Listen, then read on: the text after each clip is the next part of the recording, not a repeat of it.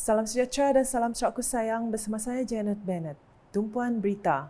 Sarawak meletakkan dirinya sebagai modal legasi atau legasi kapital pertama Malaysia dan Borneo Amnya dalam acara perniagaan susulan pembangunan Ibu Kota Baharu Indonesia di Kepulauan Borneo. Premier Sarawak Datuk Patinggi Tan Sri Dr. Abang Abdul Rahman Zahari, Datuk Abang Openg berkata, peranan industri pada masa kini adalah untuk memacu acara perniagaan yang mampan selaras dengan 6 sektor ekonomi utama, strategi pembangunan pasca COVID-19 PCDS 2030 sebagai pemacu pertumbuhan iaitu pembuatan, pertanian komersial, pelancongan, perhutanan, pelombongan dan perkhidmatan sosial. Malah menurutnya, Kerajaan Sarawak akan membangunkan ekosistem legasi bagi memperkasakan modal insan seiring dengan permintaan pasaran. This is Sarawak adopting transformative thinking, first-tier thinking. Legacy impact is Sarawak's value proposition beyond business events, but the proposition for all sectors and industries. We can no longer confine our thinking to just Sarawak. We must adopt a broader perspective that incorporates the opportunities present in Borneo. Indonesia's new capital, Nusantara, is already developing, and once it emerges, our business event industry should be ready to seize the opportunities. Beliau berkata demikian ketika hadir di Anugerah Anak Sarawak ke-10 Anjuran Bisnes Event Sarawak BE Sarawak di Imperial Hotel Kuching pada Jumaat. Jelasnya lagi, naratif baharu acara perniagaan Sarawak adalah untuk mengukur mengikut pulangan ke atas objektif serta pengaruhnya terhadap pembangunan sektor dan komuniti, kemampanan alam sekitar, sosial dan menggalakkan tadbir urus yang baik dalam memacu ekonomi. Selain itu, ujar beliau lagi, industri perniagaan juga merupakan salah satu daripada 6 sektor ekonomi keutamaan yang disenaraikan dalam PCDS 2030 dan bersedia dalam memainkan peranan penting dalam mencapai misi strategi. To support these measures, the Sarawak government is already planning to develop new infrastructure. Borneo Convention Centre, Kuching, will be expanded. Miri will have its own convention centre, and Sarawak is establishing its own airline to improve our connectivity around the region. We will also expand the manpower at Business Event Sarawak, who will drive these changes. The agency will take on a critical role and funding will be increased to support sustainable, purpose-driven business events. Pada majlis itu, Premier Sarawak turut mengumumkan bahawa Anugerah Anak Sarawak akan ditamatkan dan diubah kepada program yang lebih besar dalam wawasan untuk menjadikan Sarawak ibu negara warisan melalui program baharu iaitu Borneo Legacy Award yang akan merangkumi kategori baharu serta mengalu-alukan pencalonan dari seluruh dunia. Hadir sama timbalan Premier Sarawak merangkap Menteri Kesihatan Awam, Perumahan dan Kerajaan Tempatan Datuk Seri Profesor Dr. Sim Koo Hian, Menteri Pelancongan Industri Kreatif dan Seni Persembahan Sarawak Datuk Seri Abdul Karim Rahman Hamzah, Menteri Pengangkutan Sarawak Datuk Seri Lee Kim Shin, Timbalan Menteri Pendidikan Inovasi dan Pembangunan Bakat Sarawak Datuk Francis Hardin Hollis serta div-div kenamaan yang lain. Terdahulu, Datuk Seri Abdul Karim dalam ucapannya memberitahu Sarawak berjaya menganjurkan 100 acara perniagaan yang menghasilkan kesan ekonomi keseluruhan sebanyak RM230.3 juta. Katanya pembelanjaan perwakilan sahaja menyumbang kira-kira RM125.1 juta, manakala hasil cukai mencecah RM13.8 juta dan acara tersebut juga memainkan peranan penting dalam mewujudkan 18,275 peluang pekerjaan. The success does not end here. Sarawak won every international bid last year in 2022, which contributed to a 100% success rate, an increase of 15.8% in 2020 and 7% in 2021, indicating that we have a strong value proposition that appeal to international business event planners and decision makers. Jelasnya lagi, Sarawak memerlukan hotel dan pusat konvensyen tambahan untuk memenuhi dan menarik konvensyen dan persidangan berskala besar dengan berkesan. That is the reason why we need more hotels, we need more convention centers. I'm very, very happy to see that Right Honourable Premier have got all this planned. We plan to have another convention center in Kuching, because the one that we have, which was planned many years ago, is now a little bit too small to cater for all those events that we are planning. There's no point marketing all over the world trying to bring convention, trying to bring conference down here if we do not have sufficient accommodation, we do not have enough hotel rooms, we do not have sufficient convention center. If the convention center can only cater for 4,000 or 5,000, we can't even bring a convention or conference where the delegates are more than 5,000. That is the reason why we are embarking on it. And the way we are promoting ourselves, we cannot run away. I don't think we will fail with the team that we have now, whether it's in business event or whether in other aspect of tourism. Things seem to be moving at the right pace as what we have been planning. Justru Datuk Seri Abdul Karim berharap agar pembekal industri terus mereka bentuk inisiatif yang menyokong kemampanan dan matlamat warisan perancang.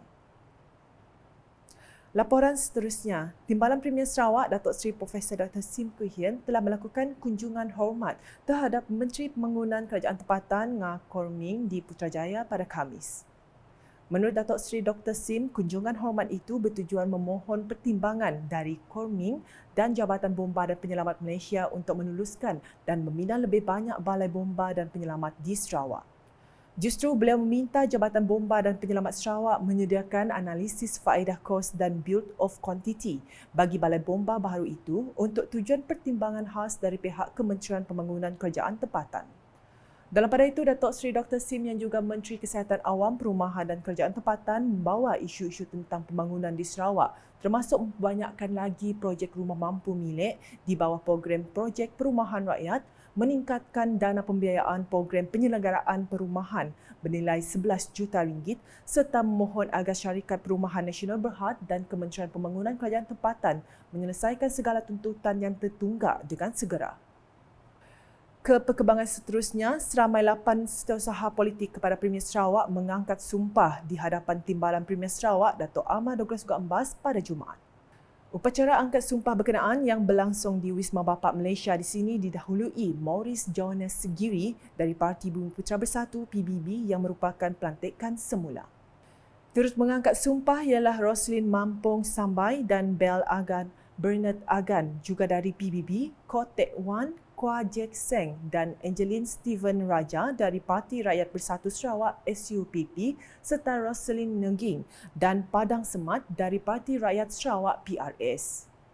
Hadir sama Timbalan Premier Sarawak Datuk Seri Profesor Dr. Sim Kui Hian, Menteri Industri, Makanan, Komoditi dan Pembangunan Wilayah Sarawak Datuk Seri Dr. Stephen Rudi Utom, Menteri di Jabatan Premier Sarawak Datuk John Sikitayai, Timbalan Menteri Belia Sukan dan Pembangunan Usahawan Datuk Gerard Rentab Jabu, Timbalan Menteri Tenaga dan Kelestarian Alam Sekitar Dr. Hazlan Abang Hipni, Timbalan Menteri di Jabatan Premier Sarawak Undang-Undang dan Adat Bumi Putera Jefferson Jamit Uyat dan Ketua Setiausaha Politik kepada Premier Sarawak Fazruddin Abdul Rahman. Sementara itu, ketika ditemui pemberita, Datuk Seri Dr. Stephen menegaskan rakyat perlu mengambil serius dan langkah berjaga-jaga terhadap jangkitan wabak rabies di negeri ini. Katanya pemilik anjing dinasihatkan untuk memberikan kerjasama bagi membantras wabak berkenaan. So my advice to the public is to give full cooperation, especially dogs. We have dogs. Make sure they are licensed and properly vaccinated. And there's no two ways about it. Usually government need the authority need a sort of cooperation from the animal lovers and also the dog owners. But that's one. The other one is some of the dogs are stray dogs. So we see any stray dog, very peculiar character, manners, red eyes and very aggressive. Stay away from those dogs. And you get bitten, I repeat, you must seek treatment immediately. So if 3 injections to be followed, and it is preventable. Datuk Seri Dr. Steven menambah, beliau memandang serius terhadap wabak rabies bagi mengelak kehilangan lebih banyak nyawa di Sarawak. Dalam hal ini, beliau turut menzahirkan penghargaan kepada Jabatan Perkhidmatan Veterina Sarawak di atas komitmen yang diberikan sepanjang masa untuk menangani wabak rabies. Beralih dengan paparan ini, projek membina tiang bendera gergasi yang terletak berhampiran dengan Fort Margherita dan Dewan Undangan Negeri Dun Sarawak dijangka siap penghujung November ini. Timbalan Menteri Utiliti Sarawak, Datuk Dr. Abdul Rahman Junaidi berkata, tiang bendera setinggi 99 meter dengan berat strukturnya melebihi 120 metrik tan itu kelak akan menjadi mercu tanda baru di Kuching, sekaligus menjadi tiang tertinggi di Malaysia. Menurutnya, projek ini adalah cetusan idea daripada Premier Sarawak, Datuk Petinggi Tan Sri Dr. Abang Abdul Rahman Zuhari, Datuk Abang Openg pada tahun lepas untuk membina satu struktur ikonik yang baru di Sarawak sebagai lambang kedaulatan, patriotisme, perpaduan dan kebanggaan Sarawak. Kerana bendera Sarawak yang besar yang akan berada di puncak tiang ini akan berkibar setiap hari dan dilihat oleh semua rakyat Sarawak menjadi kebanggaan kepada kita semua. One of the another attraction, tourist attraction for Kuching City in the future. So the reason why this site was picked by Yang Maha Premier is basically from most direction, not every direction, especially from kawasan seberang sungai sana, kawasan selatan Sungai Sarawak. You can see this flagpole from most of the angle. Mana daripada setiap sudut around here, the 360 degrees, you can still see the flag around that. So that's the reason why this site was chosen.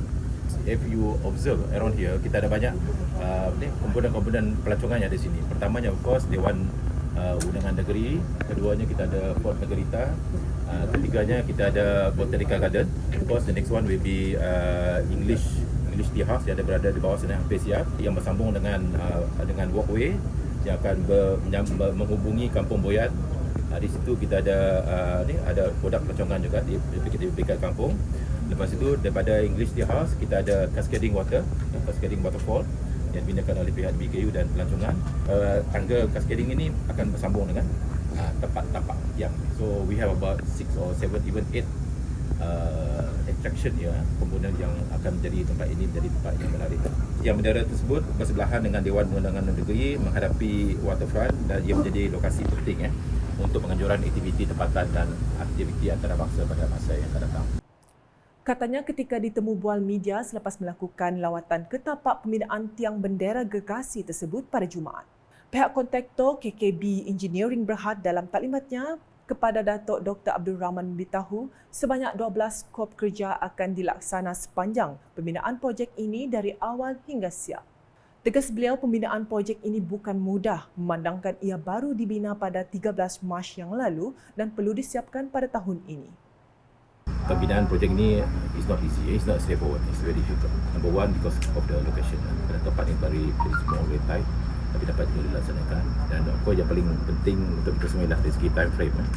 Kerana projek ini dibina pada tahun 2023. Seperti semua sedia maklum, pada tahun ini telah pun dikenalpasti oleh Kerajaan Sarawak menjadi tahun perayaan. Kerana tahun ini adalah tahun 60 tahun merdeka. Perayaan banyak diadakan dan ia menjadi satu sejarah apabila tiang ini dapat dibina dan siap pada tahun ini juga. Pada masa akan datang menjadi sejarah apabila Sarawak merdeka 60 tahun terbina sebuah tiang bendera gergasi. So it's a very significant project for all of us yang menjadi kebanggaan kepada kita di Sarawak. Manakala di Dalat, Timbalan Menteri Infrastruktur dan Pembangunan Pelabuhan Sarawak Senior Aidil Lariwo bersama pihak Jabatan Kerja Raya JKR telah melawat projek pembinaan Jalan Medong, Lebrasau, Kampung Klit yang sebelum ini mengalami masalah kelewatan pada Rabu. Jalan sepanjang 11.5 km ini tidak boleh disiapkan oleh kontraktor sebelum ini yang telah ditukar kepada kontraktor penyelamat baharu. Untuk makluman, projek pembinaan jalan ini menelan belanja sebanyak RM74 juta yang merangkumi 3 buah jambatan dan 11.5 km jalan berskala R2. Katanya setakat Rabu, kontraktor penyelamat yang dilantik telah mendahului jadual sebenar sebanyak 2%. Justru beliau berharap kontraktor dapat mengekalkan momentum kerja dengan baik supaya projek pembinaan jalan ini berjalan lancar. Ujarnya lagi, beliau yakin kontraktor penyelamat ini mampu menyiapkan projek ini secepat mungkin sebelum tarikh siap sebenar pada Julai 2025 iaitu selama 30 bulan dari tarikh mula kerja. Sekian edisi tengah hari bersama saya, Janet Bennett. Berita lebih lanjut boleh didapati di semua platform media sosial UKAS, masuk portal ukas.sarawak.gov.my dan UKAS Channel di YouTube. Sebelum mengakhiri buletin UKAS, saksikan sorotan Anugerah Anak Sarawak ke-10 Anjuran Bisnes Event Sarawak BE Sarawak di Imperial Hotel Kuching pada Jumaat. #Menyebab Fakta, salam UKAS.